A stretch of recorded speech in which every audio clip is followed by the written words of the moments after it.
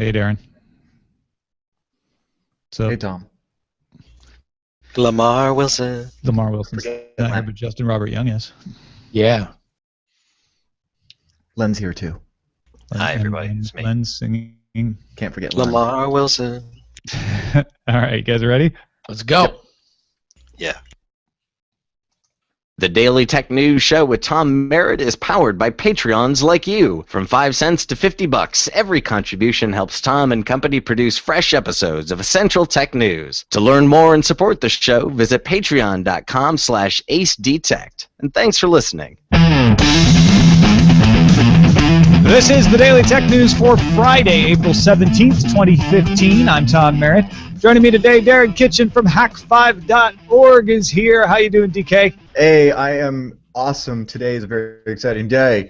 We just sold out our very first course, Pen Test with Hack5, at pentestwithhack5.com. It's a InfoSec training with Mubix and Sebastian and myself, all about pineapples, duckies, and turtles and Metasploit. And now I feel really bad because I'm promoting a thing that nobody can buy because it's sold out the first 2 days. All sold out, suckers. You're too late. Well, congratulations on that. That's awesome, man. Thank you. We're going to talk a little bit about HTTPS based on a question Nate Langston asked us on yesterday's show. Justin Robert Young is here as well, the award-winning podcaster. How's it going, Justin? Yeah, game recognized game, Tom. You know, we did a really good job there at the Podcast Awards, and I was very, very excited to be sitting next to you when DTNS brought home Best Tech Podcast. That was actually a great moment, man. Thanks for being here. That was really fun. You can relive it on Periscope, folks, if you follow. Yeah, go find my Periscope, you guys. I took video on Periscope. And Justin's going to fill us in a little more about what he saw at Star Wars Celebration. By the way, if you back our Patreon at the $5 and up level, you can get his full package that Jenny Josephson edited together. It's in the Daily Tech News stash. Len Peralta is here as well, and overcoming adversity to do so. Len, I appreciate your perseverance. I'm okay. It's good to be here. I wouldn't miss it for the world. I'm fighting off a little bit of a low-grade something or other, but I wouldn't miss it for the world. I'm excited to be a part of the show. And congratulations as well. Oh, hey, thank you, sir. It's also quite possible we might have a Patrick Beja pop up later in the show to tell us about the Apple Watch. I know for sure that he was passing by a store in Paris where they were allowing people to show it off. Not an Apple store. I think it was some kind of other store. So we'll hopefully talk to him after we tell you about the headlines. Engadget reports that Verizon will begin offering a new Fios custom TV package on Sunday in the United States. For $65, customers get broadband and a 35-channel base TV package, plus 2 add-on channel packages of their choice. Choices include news and info, pop culture, entertainment, kids, lifestyle, sports, and sports plus. Additional packages beyond the first 2 can be added for $10 each, and subscribers can switch their packages every 30 days, and they can even add phone service if you still want that for $75 total. Not quite a la carte, more like a la carte. It's getting closer. Yeah, I think at a certain point they're just going to have to give it away. We're talking about television here, right? Yeah, giving it away with the internet. The internet's where all the podcasts are. This is like halfway between Sling and your traditional Comcast Time Warner cable type thing. You know, I'm not entirely convinced that this is not that we're not always going to be dealing with some kind of tier structure, even when we look to the Sling TVs of the world and the over-the-internet versions of these live television packages. Just because when you are looking at live television being the commodity, you kind of always want a little bit of stuff that you're not currently watching, just in case you want to watch that immediately in the moment where live television is really valuable to you. Yeah, it's kind of like on the internet where like I go to certain websites, but there are all these websites that I don't go to, but I could because they're there. You're paying for those too. Yeah, I know. Yeah, you don't get a discount. Microsoft plans to preview the updated Office suite for Windows 10 phones at the end of this month, according to The Verge. The Office for Windows 10 Phone Preview, as it is called, will incorporate the same interface and features that you find on iOS and Android versions, including a thumb-optimized user interface. Office Universal apps aren't built into Windows 10, but will ship with phones later this year. Microsoft's also going to debut Office 2016 for desktop. The difference between that and the Universal apps is it's meant for anything with a screen bigger than 10.1 inches. That comes later this year with a UI designed to closely match the Universal iOS and Android versions. Hard to say. Is this actually less or more confusing? I think that no, it's not that confusing. I feel like what's confusing is that why this didn't happen in 2007 when Microsoft could have used something like this to steal corporate or to get ingrained with corporate customers and gain market share from then dominant BlackBerry, and it's like 5 years too late at the very least. It Better feels late like. than never? Well, yeah, no. Well, no, and I don't know. I mean, half the customers have moved to the cloud, so I don't know if Office is nearly as enticing as it once was. Well, but there is still a relatively very large footprint for Office products. It certainly has diminished, and they've lost the momentum that they could have had to continue the kind of growth that I think that they would have wanted otherwise, because they chose other dumber paths to walk. But, at this point, anybody that they can retain into the ecosystem is a plus. The next Yeah, one, I agree. It can't hurt, but they're going to have to give it away. The next web says Apple Pay will launch in Canada this fall. According to a report in the Wall Street Journal, Apple is in talks with Canada's 6 largest banks in preparation for a possible November launch. While banks are open to Apple Pay and currently in negotiations over fees, there are concerns over security issues that have popped up since the launch in the U.S. Those are issues not necessarily with the way Apple Pay works, but the way the payments can be processed afterwards. Basically, it shows off some weaknesses that existed, and the Canadian banks very wisely want to avoid those exploits happening when they launch it there. And then after Canada, they say they're going to bring it to other countries as well. Yeah, good on them. I still think it's more secure than the symmetric keys that are using, credit cards and stuff. I mean, it's just, 16 digits on the front, 3 digits on the back, 5 digits zip code probably, maybe an expiration. It's all symmetric. It's all, That's it. There's no back and forth, And what does it matter if the number's on the back when you're typing it in? I know, it makes no difference. To a form field. That's what I'm saying is it's the equivalent of a symmetric key or a static password. So anything is going to be better than that at this point. So I really can't hate on Apple for it. I hope that it gets adopted more. Well, and if anything, good on the banks for looking at solving these problems before they become super widespread and installed all over the place, Yeah, good. That's a good point. Verge reports that Mark Zuckerberg posted to Facebook defending the Internet.org service. Several companies in India, as we mentioned on the show, pulled out of the service because they believe that zero-rating mobile services is against net neutrality principles. Zuckerberg argued that Internet.org doesn't block or throttle services. It just exempts services from data charges. He also argues that having some net access is better than none. This is very interesting. In India, the net neutrality debate is very firmly around zero rating, whereas here in the United States, where the only real zero rating we have is on T-Mobile, hasn't even been an issue. And still isn't. Reuters reports prosecutors in the Netherlands have launched a criminal investigation into Uber for providing taxi service in violation of a court order. A Dutch court banned Uber Pop in December for not being properly licensed. Man, the world, those people there, man, they love regulations. They love doing things on the regular. Can I say real quick on the Zuckerberg thing? It glitched when Patrick joined, but I wanted to say that Zuckerberg is quoted as saying it's too expensive to make the whole internet free, and I don't buy it. Bits are bits. It's very obvious the incentive that Mark has. Like, don't get me wrong, doing great stuff to try to bring the internet to these communities, but by making Facebook free, that's a huge net neutrality violation. And if you can make Facebook free, you can make all of the internet free. So, I mean, in this case, all we really need is a IP over FB protocol to then allow you to browse freely. Well, because it's not about the bit. It's about the business relationships, right? And that's the dirty secret behind zero rating is somebody's paying at some point. Maybe the carrier's footing the bill, or maybe Facebook's footing the bill, but somebody's saying, you're continuing to meter that data, but I'm going to exempt it, and I'll cover the loss you're taking by not being able to charge someone for that. I mean, your point still stands, Darren. Bits are bits, but somebody has been deciding to charge for those bits, and so to get them to stop, you have to cover that cost somehow, or that loss of money. It's all imaginary. You're absolutely right, but that's not what Facebook is about with Internet.org. No. Well, and also, I mean, like there are business realities. Right, like as you alluded to, like it is at some point, even doing something like this for whatever the nefarious means that we could read into for Facebook and how we might look at that, there are deals that need to be made to make this a reality, and this is the kind of ugly side of it, and they're going to take the crap for it. And it does create an imbalanced playing field when you do that and say, okay, these sites and Internet.org does do a admirable job of saying, these are the sites that are most popular in this region, so let's put those in Internet.org here and try to get them on board.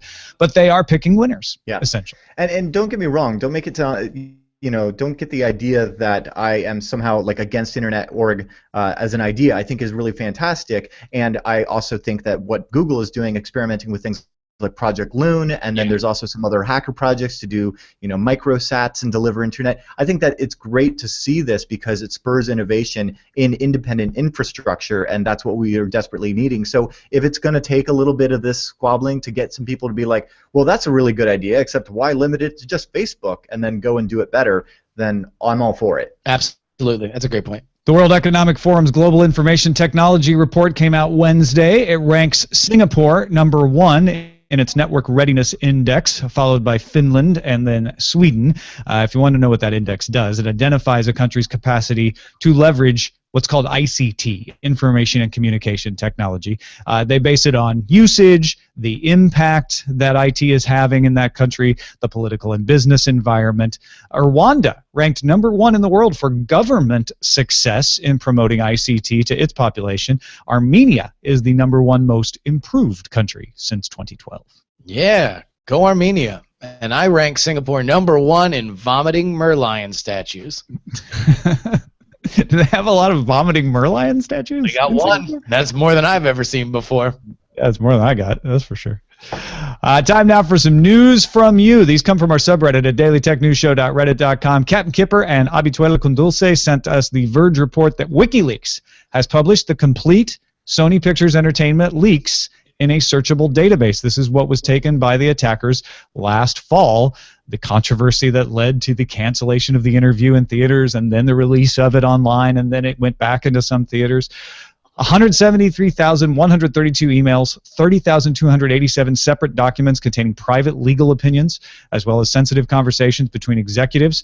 WikiLeaks founder Julian Assange said, quote, "This archive shows the inner workings of an influential multinational corporation. It is newsworthy and at the center of a geopolitical conflict. It belongs in the public domain." Sony Pictures said, quote, "We vehemently disagree with WikiLeaks' assertion that this material belongs in the public domain and will continue to fight for the safety, security, and privacy of our company and its more than 6,000 employees." So I feel bad for the 6,000 employees who have their information like now everywhere and are going to have difficult times getting other jobs and stuff like that. But I sometimes like to kind of just, when stories like this hit, change the context of it and see, well, how would I feel if this was a big oil cartel instead of Sony Pictures? And would that change my opinion on whether or not the stuff should be freely accessible on WikiLeaks? And then really the thought exercise comes back around to, no, cat's out of the bag, and you can't be that insane person chasing it around with a bag. Yeah, and that you are absolutely right, Darren. Somebody was going to do this. The fact that WikiLeaks is the place where it is available and they have a brand right now is really more to do with the other stuff that has happened with WikiLeaks, and it's not just on some other website that nobody really has an idea on before. It's like, people have made, including Sony Pictures, have talked about or made movies about WikiLeaks and Julian Assange. That's part of the brand that makes this more of a story than it would be otherwise. It's unfortunate, and I feel really, really bad, like Darren, for the people who have their butts in the breeze, but It was gonna happen. Well, it already and also happened. I mean, the other thing is, don't forget, these were all out on torrents, and the torrents have died down. Whether that's because Sony is out there, counter-opping and killing them, or if people just weren't interested with them, WikiLeaks just fanned the flames on this from a certain point of view. Right, and you have to, just as I say, in the thought experiment, swap Sony with Oil Cartel. You can do the same thing with whether it's WikiLeaks or some distributed, decentralized darknet. If it's, because yes, you're right. WikiLeaks has a brand right now, and that's a really interesting juxtaposition to in the like you said, the way that they portray them in Hollywood. So well, and Tom, to your point, this is more of a story right now, but it'll be more of a story for about 12 hours, and then it'll kind of die down. And now it'll just be important whenever anybody wants to look up those leaks or something that happened in that frame of time. They'll be able to find it easier because WikiLeaks has made it easier for people to find it. But other than that, I think this story is, this will be the last that we hear about the Sony leaks, I think, unless something crazy happens. Yeah, a lot of the most pertinent or damaging, depending on where you stand, information already came out and was reported earlier. Habichuelacondulce posted the Verge story about Instagram's new community guidelines. Essentially, they get more specific about what is allowed. For instance, they used to say, be polite and respectful. Now there's a longer section that is more specific with phrases like serious threats of harm to public and personal safety aren't allowed. Nudity is also generally forbidden unless it involves post-mastectomy scarring and women actively breastfeeding or pictures of paintings and sculptures. So in other words, they're trying to draw the line very precisely. Essentially, Instagram, in my opinion, like many before it, is succumbing to the this is why we can't have nice things effect. They tried to be reasonable and say, come on, don't be mean, be polite and respectful. And the lawyers said, gosh, you know what? You're headed for problems if you don't get more specific. Well, but it is what they get specific about that tends to cause more problems, right? When we start naming specific examples and specific exceptions on what is okay and what is not okay, this tends to create more debate and more controversy than if you just made blanket guidelines and let users kind of sort it out.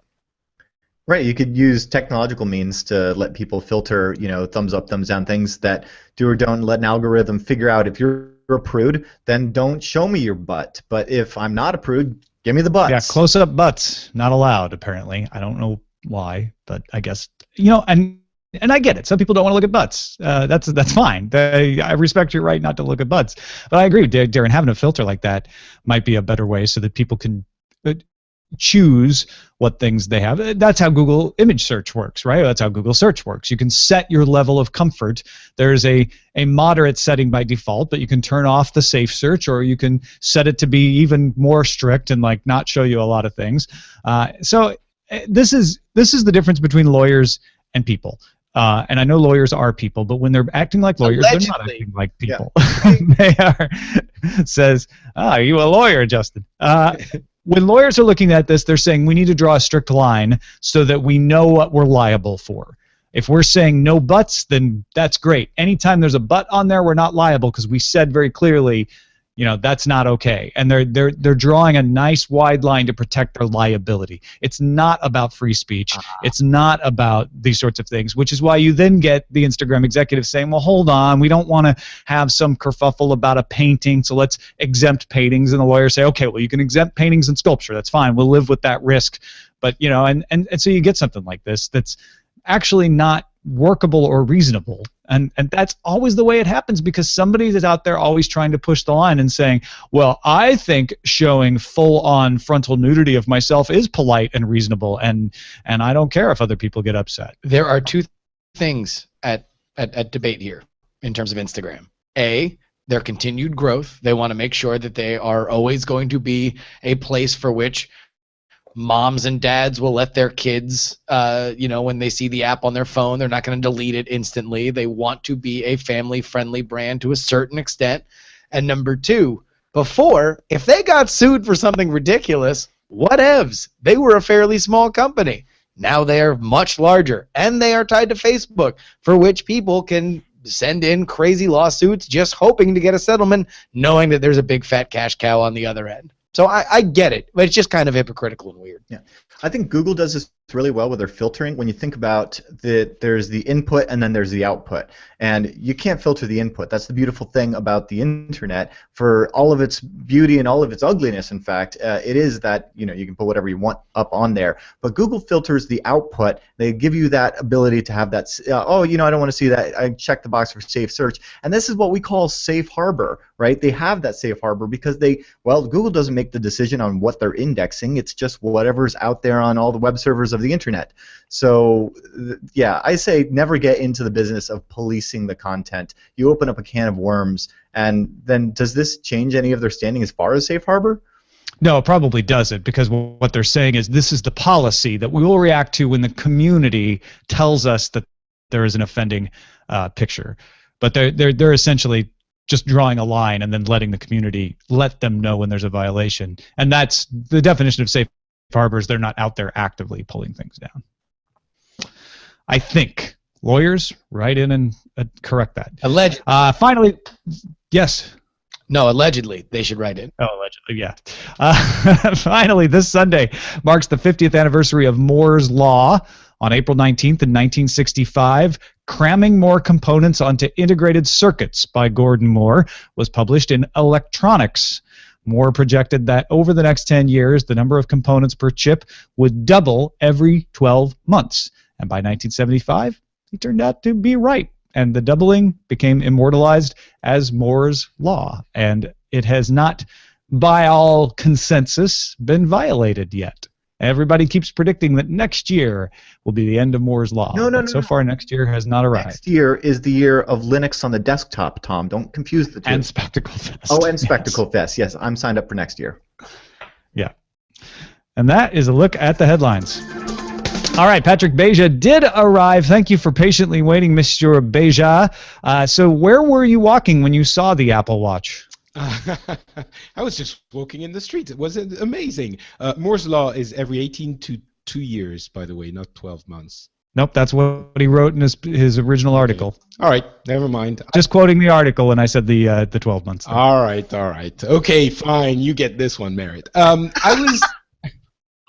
I was walking around in Paris, and it just happens that I was walking next to the Galerie Lafayette, which is the department store where Apple has their big showcase for the Apple Watch. So I figured, you know what? What the heck? I'm just going to go in and give it a try. And I figured you and your listeners might be interested in what I thought. So I'm here. Yeah, so give us your quick impression. You got this thing on your actual wrist, right? I did, and so I have a few notes. First of all, I got a range of different models, and I was surprised the 38 millimeter one, the smaller one, actually seemed to fit better on my wrist than the 42 millimeter, which looked a little bit too massive. That was a little bit unexpected. Next to that, the look and feel are actually a lot more premium than anticipated. When you look at it in pictures, it seems a little bit not just bulky, but kind of, I don't know, not plasticky, but it feels not very well put together, I guess. It is well put together, but it feels like it doesn't feel right. And when you have it on your wrist, it kind of does feel right. It feels okay in person. The metal straps are great. The screen is very pretty. And on the UI side, the digital crown is very loose. It doesn't have, how do you call it when you have these when you have something that rolls, but it stops every... Tension? The what, sorry? Tension, like a resistance to it? Yeah, exactly. Well, a little bit of tension, like a mouse wheel. It has click things. Okay, yeah, right. where in the interval. Yeah. Notches, exactly. It ratchets up. It doesn't have that at all. The screen is super responsive, and I mean, for the size, even on the 38 millimeter, I was worried that it would be too small, and it actually wasn't. It worked great. Even I could tap on even the smallest UI elements. The force press is appropriate, whatever. The Taptic engine feels a bit weird. It's not really like someone is tapping on your wrist so much that your wrist itself is kind of vibrating from, not from the inside, but it's a little bit strange. It definitely communicates discreetly the notification thing. And the UI flow is, again, unexpectedly convincing. It takes a little bit to get used to. Now, keep in mind, I've used this thing for about 15 minutes, so it's very first impressions. And the other thing is, the one I could have on my wrist was on a demo loop, so I couldn't use the flicking motion to bring up the screen or any of those. But it ended up very quickly being convincing, which again I didn't expect. It's not natural when you come from the iPhone. It's not a copy of the iOS type of interactions, but it is. It does quite quickly become natural. But the biggest thing is, I guess, the watch faces, the customization of the watch faces, I didn't expect to like so much. You can actually put on the watch face a lot of information that can be useful specifically to you. So, for example, for myself, I could have multiple time zones because I'm working with people in multiple time zones, and that it actually solves a problem for me, which I didn't expect. I could see that myself. Yeah. And the overall, even beyond that, I can see a potential for apps, because my impression of smartwatches is that they're generally a notification machines, more or less. You know, the Android Wear kind of seems like it's a Google Now machine, and similarly, most smartwatches seem to have a huge emphasis on notifications. This one is, again, 15 minutes of trial. It's not definitive, but it feels like a small iPhone on your wrist. There is a potential for actual apps that will have functionality. Now, whether the screen is big enough, whether the UI works, whether the input methods work is another question, but it feels like there's the potential for actual apps. And we've seen silly things like games are going to come out next week for the watch and things like that, but I didn't get that impression with the other watches. So maybe in the end, I've been very open about the fact that I was skeptical about the watch, but maybe in the end the developers are the ones that are going to provide functionality that will end up convincing me. And the developers are apparently really excited about this, and we're seeing all kinds of stories today, particularly about developers who are, so stoked. And I've even gotten a few press releases from people who are like, our Apple Watch app is already ready. So it does seem like the developers they're not being reluctant about this. They're looking forward to you trying it out. Whether it'll fulfill on their excitement, I don't know. It's a big question, but I really wasn't expecting to see the potential there. I was expecting to try it for 2 minutes and go like, well, okay, whatever. And it didn't happen. All right, Patrick, 2 questions. You alluded to the fact that, and we talked a bunch on our predictions episode for 2015, that you were skeptical about the sales of the Apple Watch. Obviously, none of us had seen it. Now that you've seen it, spent a little bit of time with it, do you think that affects where you would expect things to fall sales-wise for the Apple Watch? So I've always said that initially I expected it to sell very well, but within a few weeks or maybe a couple of months, people would end up not seeing a use for it. And one huge drawback is the battery life, because if you have to charge it every day, it's It gets a little bit cumbersome. But yes, I'm a little bit worried about my prediction. Now. So Apple's doing a good thing, making sure that people. I mean, it's you have to make an appointment in most cases, unless you're Patrick walking down the street, apparently. But once you get it on your wrist, it starts to change people's opinion, and they might want to start desiring it. One final question here for you, Patrick. You've got the Apple Watch on your hand. It's going to debut. Are you ready to give it the official Beja stamp of of approval that this first-generation Apple Watch is indeed born ready? No, not yet. I pre-ordered one, and I'll be needing a lot more testing over a few days, a few weeks to give it that stamp of approval. It's not given lightly, Justin. It's something that requires thorough investigation. Well, I'll tell you what's really awesome is to hear that this has kind of been a hallmark of Apple devices, right? The iPhone, the iPad, that it's a different experience to look at it and to look at the specs and then to actually interact with it. You generally have a different kind of reaction to it. That's definitely the takeaway for me. So. Thank you, Patrick, for sharing your observations with us, man. If you want more Patrick Beja, check him out pretty much every Tuesday right here on Daily Tech News Show, and also with his own shows at FrenchSpin.com. Have a good night, man. Thanks, guys. Have a great show.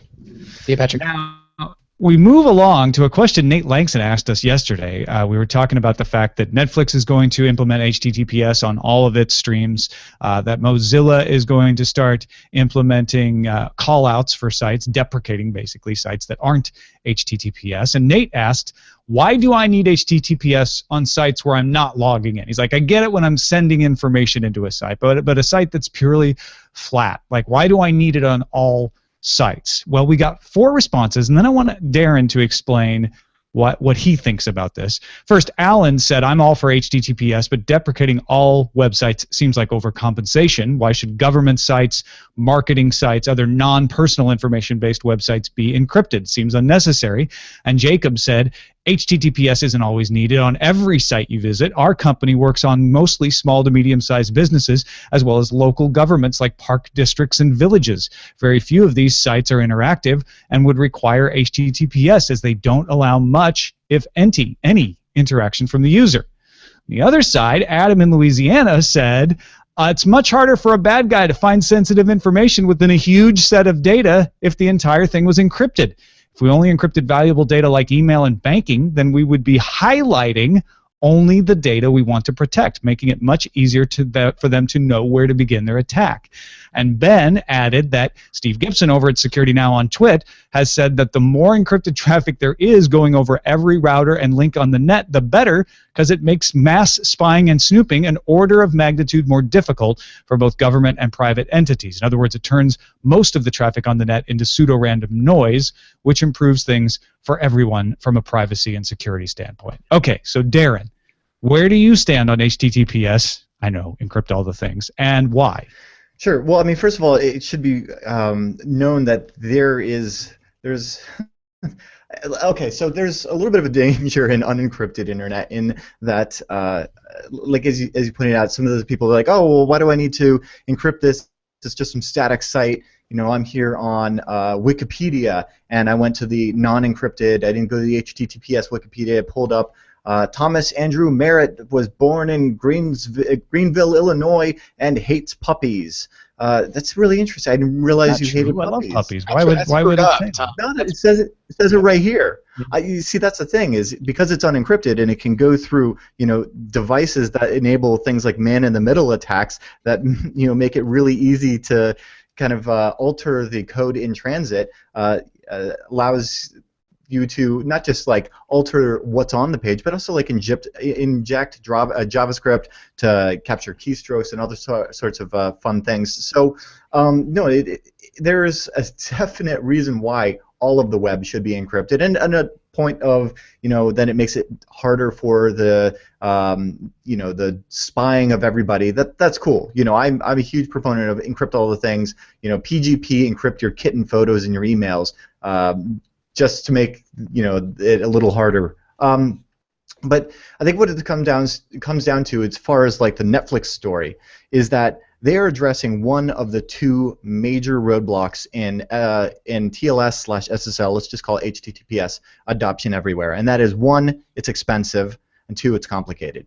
The expense is that it takes a lot more server resources to deliver HTTPS pages than it does to deliver unencrypted HTTP pages. And so, that's money that you have to spend in the data center, and also it's complicated, right? A lot of, there's a cumbersome process, there's all these certificate authorities, there's lack of knowledge, there's just difficulty in getting everything installed and working properly, and and then as soon as you do, they expire, it feels like.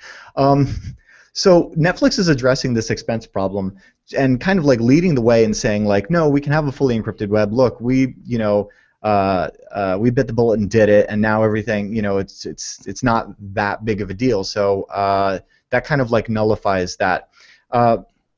How we're typically used to using HTTPS today is, for example, like if you browse through Amazon, right? Of course, when you go to checkout, it's going to switch over to HTTPS because we want to protect that symmetric key that is our credit card, but we don't protect when we're browsing. So now my ISP or anybody that plays the man in the middle as I browse Amazon knows everything about what I'm interested in buying, and that's not necessarily any of their business. Same that it's none of their business that I'm watching Princess Bride. So it sounds like there's two things why you want HTTPS on everything. One is that there are things when you're not in the act of logging in that could be snooped, can be sniffed, that you don't want people to have. And two is privacy. Like, I just don't want people to know what sites and information I'm consuming generally anyway. Right. It's none of their business. So, Google's done a really great job of offering a carrot to get everybody to move over to an HTTPS web, and that is that they give a slightly higher priority to HTTPS websites in their search results. It seems like what's going to change here is we're going to see kind of a more of a stick approach from both Mozilla on the Firefox side and Google on the Chrome side, in that rather than what we're used to, which is, you get the lock icon and the green HTTPS when the site is secured as like a positive reinforcement, there will be then a negative reinforcement of like, oh, this is not encrypted, this is an insecure web page, and calling that out rather than praising the good security stuff. And so Mozilla is doing this. Their plan is to deprecate HTTP in a couple of phases, basically by defining what would be a privileged context for that would require HTTPS. So the idea would be that if you wanted to use some of the new HTML features, like for example, get user media, that's a new HTML feature that allows you to access the client's webcam and microphone. I'm doing it right now in this Google Hangout. Sure. That would require HTTPS. And same thing with, say, local storage. And so once all of these would be defined, then the browser would set a date and say, okay, after this date, we're drawing the line in the sand, and any website that wants to be able to use these features will have to have HTTPS.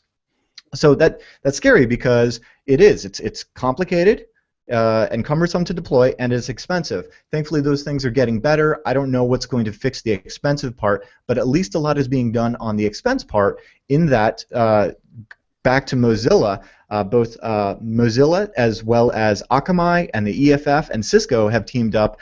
There's a group called the it's a California 501c3 called the Internet Security Research Group, and it's called Let's Encrypt, and you can just find them over at let'sencrypt.com. And basically, it's a free certificate authority. You can get an SSL cert and deploy it in something like 30 seconds. So if you're running your own website, essentially, you want to take advantage of that. Yeah, it's going to be really easy to roll this. It's going to be really interesting to see if that takes fruition, and then what other fun challenges there's going to be. I'm keen on seeing what security researchers come up with this, because anyway, that's going to be a whole nother fun can of worms. But no, overall it's all a good idea, and this is just good to see a major company taking the step forward and saying like, no, we're going to do this. Now, whether or not they force everybody to do that, I mean, remember, it wasn't until Firesheep, that got Facebook and Twitter to make HTTPS mandatory on login. So it's good that they offer this in the same way that it's good that Wikipedia offers HTTPS, because it is nobody's business, what I'm reading. Then again, it's right there in the HTTP GET request in the URL. You can go to EFF and you can get an HTTPS Everywhere plugin for Firefox and Chrome. It will not force HTTPS on a site that doesn't deliver itself in HTTPS, but if a site has the option, it will make sure to implement that option. So it's a good way to protect yourself. Yep. Thank you, Darren, for explaining that. So the upshot is we should want sites to do HTTPS, because even if we don't care, and even if the site doesn't care, somebody in the middle might stick something in there that we don't want, and we want to make sure that the site we're getting is the site we asked for. Yeah, I mean, remember we were talking a few weeks ago about the alteration of the HTTP headers so that Verizon could track its customers. and stuff like that would be a lot more difficult. I know that when I roam internationally, I've seen T-Mobile in the past in some countries inject JavaScript code that actually the JavaScript code they injected was after I decompiled and took a look at everything, all it was doing was compressing images over the mobile data network to kind of like speed up the bandwidth, but still. They shouldn't be, putting extra stuff in the web pages. So it would prevent a lot of that. Well, something that I wish people got excited about for security reasons. I guess what I'm trying to say is I wish people got as excited about protecting the security as they did about Star Wars. Maybe we'll be able to marry those two sometime. But the fact of the matter is the internet was aflame yesterday because of the new Star Wars Force Awakens trailer. Justin, you put a great package together. Jenny Josephson edited it, our producer. It's in the Daily Tech News stash if you're a patron at that level. You can hear him talk to Andrew Main, a few other guests. But overall, what was it like to just be at ground zero of the internet's biggest event yesterday? It was fascinating. I've been to a previous Star Wars celebration in Orlando, and it was fun. It was worth going, but when I found myself by scheduling only able to go to one day of Star Wars celebration, I kind of really wasn't all that bummed about it. It was just one of those things where I could go, I could get the merch that I wanted, I could have a good time, and then I could get out. This time, I'm very upset that I had to leave. It was a transformative kind of conference, and one that I think really is going to inform what we think of as the fan con landscape going forward. Star Wars Celebration with not only a new Star Wars movie coming out, and granted, Star Wars is unlike any other franchise, but the new movie this December, and the idea that there is going to be a new movie every year until the end of time within the Star Wars canon, means that this is not a conference about old stuff. I did not get into a single conversation about the prequels at Star Wars Celebration, and that is something that I didn't think was possible, to have a bunch of people get together and talk about Star Wars for more than 5 minutes. It was all forward-facing excitement. In a macro level, and we can break down kind of the elements of The Force Awakens, but on a big level, I would not be shocked if we start to see things pull out of gigantic conferences like Comic-Con and start to have, almost in the way that Apple did to Macworld, start to have their own conferences like Star Wars Celebration. And we'll get the Marvel Celebration. We'll get the DC Celebration. And you can have it be, they can draw gigantic money for that. They can get just as much publicity out of it by putting the stars up there on the stage and having them talk. Been doing this for years with BlizzCon. It's the same, it's the same principle. Absolutely. And they don't need to go to E3. And they can decide whether or not BlizzCon's always going to be BlizzCon, even if they don't have a new thing to talk about. They can always, they'll always have something to preview. Or in some years, they've no BlizzCon this year. We're too busy making games. And they can do that. Whereas you get on Comic-Con, can't say no Comic-Con this year. It's their reason for existing. Exactly. And if they do that, all of a sudden there's a gigantic void of momentum that they might not be able to recover from. When Blizzard canceled BlizzCon, it was at a very pivotal point in that company, and as you see, it has greatly benefited them to take, if they took their eye off the conference making ball for 1 year, and now on the other side of it we have Heroes of the Storm, Hearthstone, and Overwatch that now make Blizzard a far more dynamic company than they were at the point where they had canceled BlizzCon the year after a fairly lukewarm idea about the Mists of Pandaria a WoW expansion. But I think this is going to be something that we're going to see more and more, especially as nerd kind of content, and I'm using air quotes for everybody listening in the audio version, becomes more and more mainstream, and con-going becomes more and more mainstream. Yeah, and con-going has become very mainstream. Darren, are we going to see DuckyCon? Actually, I don't want to. I really don't want to. Yes, though it's not going to be a con, it's going to be a camp, and we'll talk about that some other time. But yes. Oh wow! I think we just broke news. I wasn't even thinking when I threw that out there. Teachmehowtoducky.com might be a real place. Okay. Actually, howtoducky.com is a real place. Wow. See? bearing it out. Darren, were you caught up in the Star Wars hoopla yesterday? No, I was scouting out a location for the camp, so I was in the Redwoods. There wasn't any phone service. I missed it. Okay. But I enjoyed it after the fact. All right. Well, there you go. Well, real quick, some smart things that Lucasfilm did with Star Wars Celebration. They had a Force Awakens kind of little mini museum room for which they had costumes, models, and a lot of these plaques that kind of explained what the costumes and models did that were information that was not out in the public domain. It was a really smart way to put out information about the movie without it having to be J.J. Abrams up on stage explaining secrets. This way, every little nugget about the movie filtered out through the most passionate and excited people possible. It is exceptionally smart how they are rolling out this movie. I think the further we get into it, the more it seems likely this will be the #1 highest grossing movie of all time. And if this one isn't, then episodes 8 and 9 certainly have that possibility just based on the momentum that is building right now. And in stark contrast, it's not super stupid like releasing a trailer for your massive movie a year from now in the middle of the tsunami of Star Wars hype like DC and Warner Brothers just did for Batman versus Superman. Well, to be fair, they didn't mean for it to be seen yesterday. It was leaked, but they were planning on it coming out Monday, and it still is, as far as I could tell. So, well, and if I were them and you had a year to release that trailer, it's what's the harm in waiting? Yeah.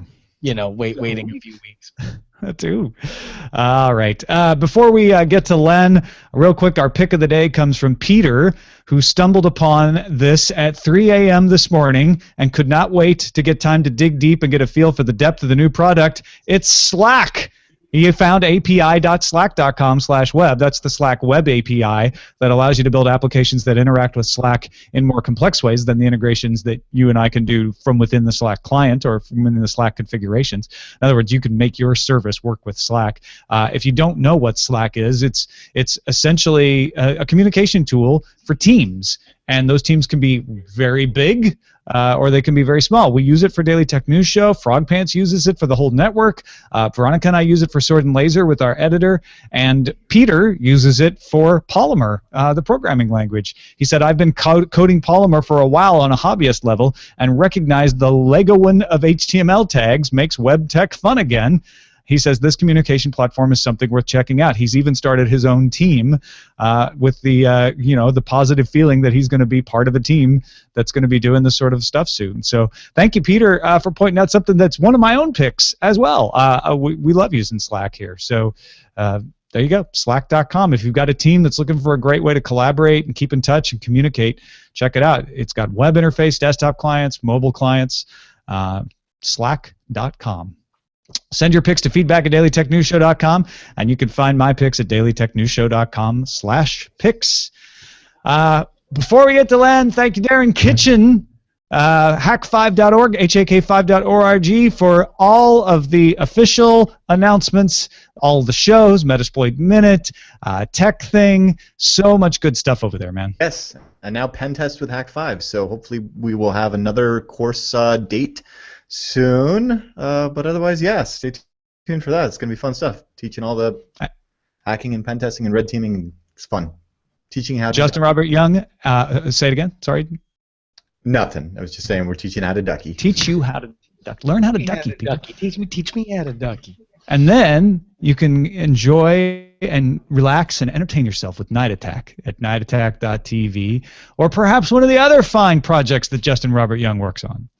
There's a bunch of them, right? The juries and the jury mores. Probably the biggest on the horizon, though, is the upcoming season of FSL, which I like to, me and Tom are putting together. We got a lot of really exciting ideas, including never before seen and exciting ways that you can follow this season of the FSL inside and out, announcements forthcoming. I do just want to say this because I'm very rarely on Fridays, but the Friday episodes of DTNS are always so exciting to listen to, just as a fan of Daily Tech News Show because, as I've said before offline, Darren is the voice, in my opinion, to explain these really, really complex issues in a way that is not only understandable, but also something that I can then repeat to people that know less than me and just parrot his voice, and I sound very smart and intelligent. So it's always a delight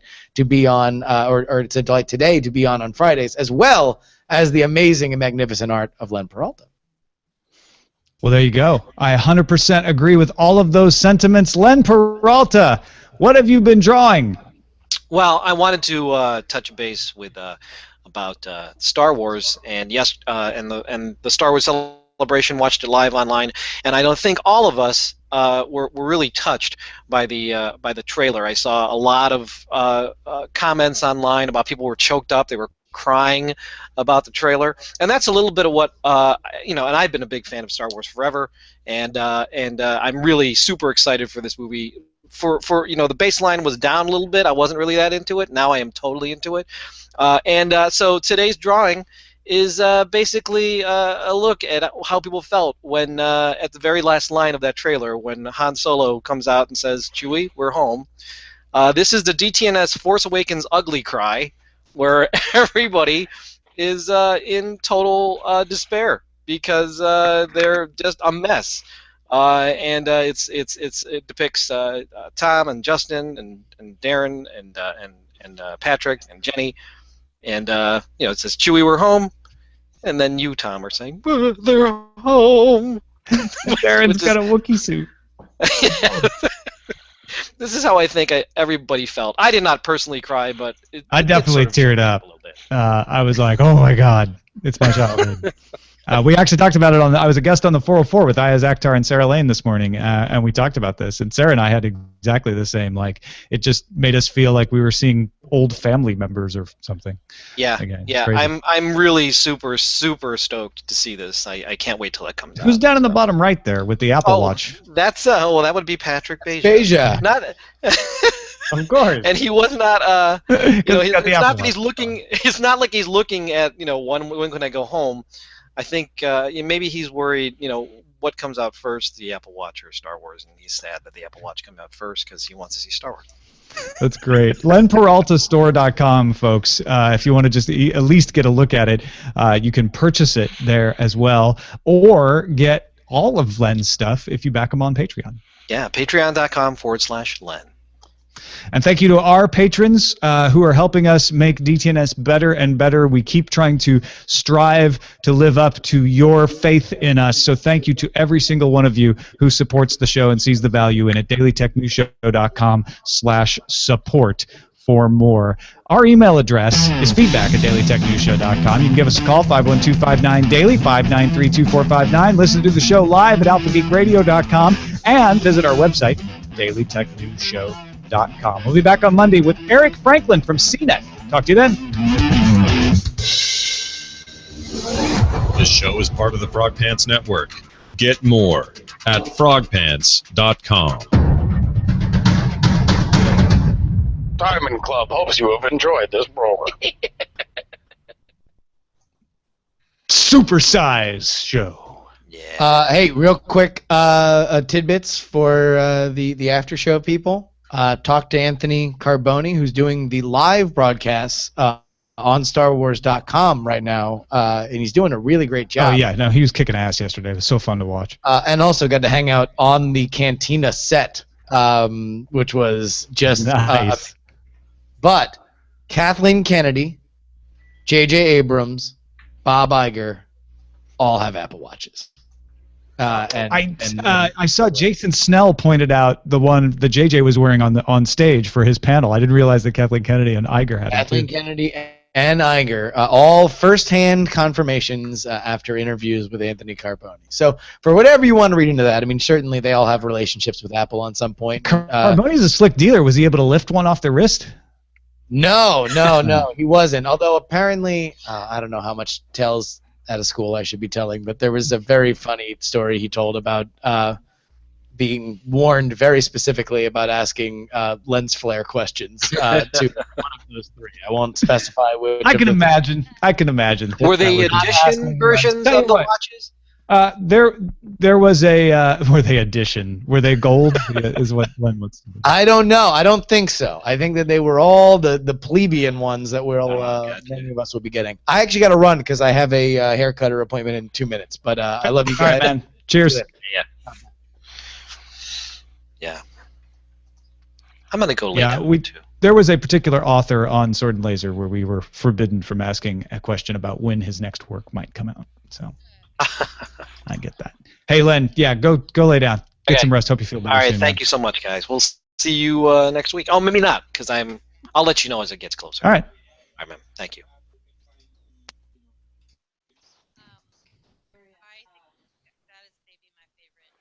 Cool. Good show. I can't. Good stuff. Did you say something, Jenny? Your volume is like super low suddenly. It's like you're muted or something. Okay. I'm going to actually have to roll. I have to get some work done. But good to see you guys. Tom? Yeah. Thanks, man. Yeah. Good to know everything is okay. Yes, I'm so glad. I'm so glad you got over that. I'm sorry for the scare. That terminal illness so quickly. Yeah. Oh, man. And congratulations if I hadn't said already. Oh, no worries, man. Thank you so much. I'll see you next time. Cheers. All right. Bye. No. Just you're still way back in the background somewhere. You might have your input on your mic set low.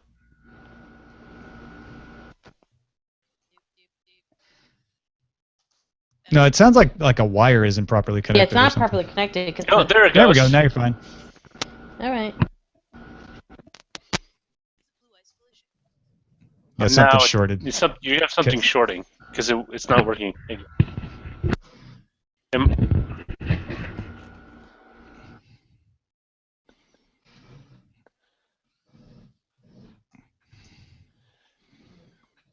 Sorry, I can't hear anything.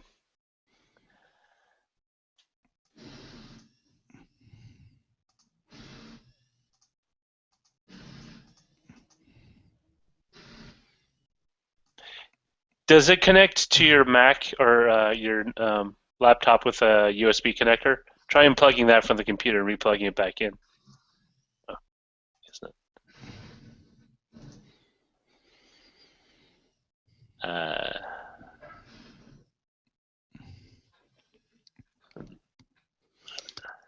Got some show titles? Oh, yeah. Not liable, no ifs, ands, or buts. Well played, 40 Thieves. Well played. Why we can't have nice things effect? Actually, I like Tinvex. It's a is it a SHA-1 hash of what was it? He told me earlier. Encrypt all the things is what it is. It's a hash of all the things. Caller, your audio is low. Butts, more butts. See more butts.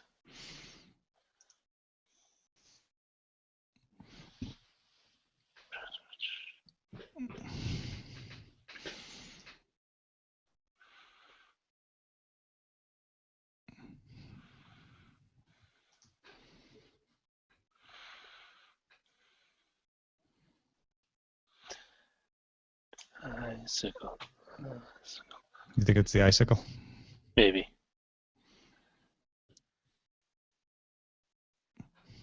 Now there's nothing.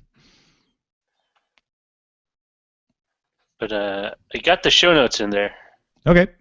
So I'll just need a title. I put Patrick Beja. I wasn't sure, but I figured he was in the title, or not the title, but who's in the show.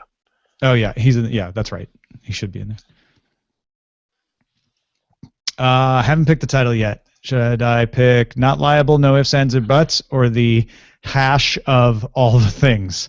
One's definitely geekier than the other. I think not likable will actually. Not liable. Not liable. Not liable will make for better. I'm going to go look for that episode later. Search. Oh, I don't care about search. Okay. Which one's funnier? All right. Hey. Oh. How's that? Yeah, I just went to the built-in Yeah. for now. Because I have important things to say. I know. I know. First of all, I want to tell you my favorite title. Yes. My favorite title was. I gotta find it. There were so many. Spit it out. I'm putting it in Audacity right now. Our butts are not liable. I like how much butt would be too much butt if Instagram were to filter butts. Oh, That's I know my other favorite one. The butt line must be drawn here. That's my favorite. No further. No butter. Anyway, I think the one you picked is the right one. Okay. I like those two, though, especially the line must be drawn here. The butt line must be drawn This far. here. No further. Right bisecting the... Never mind. Anyway, that's my favorite one. Right. Yes, BioCow is reminding me of why it was important to get back on the microphone. Which is tonight, for all the post-show people, all 12 of you that watch the show. So tonight at 7:30 p.m. Pacific, in honor of doing 10 whole episodes of Tell It Anyway, we're doing a live listening party in which we're going to debut, loosely speaking, the episode and hang out in a chat room on Alpha Geek Radio's little chat room over there on the Thin Stack. And we're going to then have a post show with me and Matt and maybe one or two other people just dropping in, storytellers and such. So that's happening. It's the most violent Tell It Anyway yet. You won't believe what happens. It's actually true. It is the most violent Tell It Anyway yet. I was parking at the pet store right as he got to that point in the story, and I was just like, I couldn't turn on my car off. I was like, oh my god. Yeah. Great. Yeah. It's a good story. Tom is referring to a story by a guy named Chris Black, who used to be a punk rock drummer in a band called Bang Sugar Bang and the Dolly Rots, and he joined us and just unspooled an unbelievable true story. So yeah, so that's happening, and we'll put it in the feed because if for any reason you got a babysitter, you won't be A home. story so true it couldn't be printed. You have to hear it on Tell It Anyway. Seriously. Friday. Also, I'll be on Current Geek. Yay! All right, yeah, exactly. We're going to go Star Wars crazy. I might just delete all the rest of the stories. I don't know. Yeah. I mean, it's no, don't delete the Dark Tower one because I'm super excited about that. No, I know. It's only in there for you. Yeah. We can't delete that one. You're right. Okay. That's all I got. But I'm publishing now. Do you have to have something else? Roger? Yeah, Roger, what do you got? To add? Anything. I'll be heading up to Twit Sunday. Oh, right. You're going up for is it the 10th anniversary thing? Yeah, no, not the 10th anniversary of Twit. It's going to be like a thing about Tech TV. Okay. But it's the 10th anniversary on Monday, I think, right? Of the first show. Yes, it's going to be the anniversary of Twit, but the way it was described to me is it's going to be this huge, just basically reminiscing about stuff. Basically, all the guys at the beginning of Twit, I guess, because I was on the first episode. Revenge of the Screensavers. That's actually a very good title. That was the title of the first one. Well, yeah. Tell everybody I say hello. Yes, I'll see if I can sneak your face in there. Ha. I'm gonna make. I do have a color printer. Maybe I'll make a little cardboard cutout of your head. Jen loves doing that. Like if people can't go to places, she'll make a little. They did that for Brian Ibbett at Nerdtacular one year. It was hilarious. Oh, but yeah.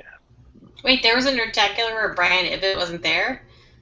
No, he was there, and they still made pictures of his head. I was like, how is that even possible? Waved them at him from the audience. Cancel all the nerds. Someone came up with a brilliant idea today for Nerdtacular in which I was asked if we were doing anything for Tell It Anyway at Nerdtacular, and I said, no, nothing formal, because no. But somehow the conversation evolved to the point where we were all going to take the gondola ride up to the top of the mountain and tell stories all the way up. So that's going to be our unofficial. Ooh. Yeah. Tell stories about fear of heights. Yeah. Yeah. While you're in a gondola. Chimera suggested that, so that's what. It's a good one, Chimera. Nicely done. Up on the mountain, telling stories. But what if you really are afraid of heights? That would be horrible. No, it adds to the story. Yeah, or then it'll be in the feed. Yeah. You'll hear it in your voice. Yeah. Oh my God, that's a long show. This was a blockbuster show. Blockbuster. But that's what happens when you get a bunch of awesome contributors. Hopefully people enjoy it. Yeah. I enjoyed it. I loved that picture that Len drew. Len was like, yeah, I didn't get a chance to prepare it. Wow, it's still equally as amazing. Well, that's even more amazing that he's like, I just dashed this off. Yeah, I know. So talented. Good. So talented. All right. Star Wars. Someone cut together a super trailer of both movies.